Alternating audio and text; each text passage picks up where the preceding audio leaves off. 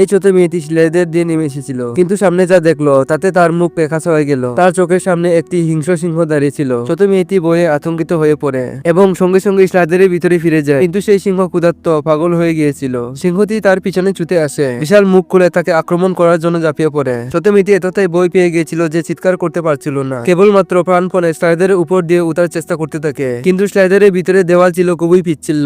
সে অনেকবার চেষ্টা করেও উপরে উঠতে পারেনি, শুধু দুই পা দিয়ে দেওয়ালের দুই পাশে ঠেলে নিজেকে আটকে রাখে যাতে নিচে না পড়ে যায়। শেষমেশ তার শরীরে শক্তি ফুরিয়ে যায়, সে ধরে না রাখতে পেরে নিচে পড়ে যায়। ছোট মেয়েটি তখন মাটিতে পড়ে মাথা ঝুলিয়ে ধরে এবং মৃত্যু আসার অপেক্ষা করে। ভাগ্যক্রমে সিংহটি সেখান থেকে চলে গিয়েছিল। সিংহটি পরের শিকারের জন্য খুঁজতে যায়। সিংহটি এক ব্যক্তিকে তাড়া করলো। সেই ব্যক্তি গাড়ির স্পিড বাড়ালো। গাড়িটা সম্পূর্ণভাবে উল্টে গিয়ে পানিতে পড়ে যায়। সে নিজে পুরো শরীর নিয়ে সোজা পানিতে ডুব দেয়। সে ভেবেছিল সিংহটি ইতিমধ্যে চলে গিয়েছে। সে তাড়াতাড়ি করে তীরে পৌঁছে পালিয়ে যাওয়ার চেষ্টা করে। সিংহটি আগে থেকেই তার মাথার উপর বসে অপেক্ষা করছিল। পরের মুহূর্তে সে হয়ে গেল সেই হিংস্র সিংহের খাবার।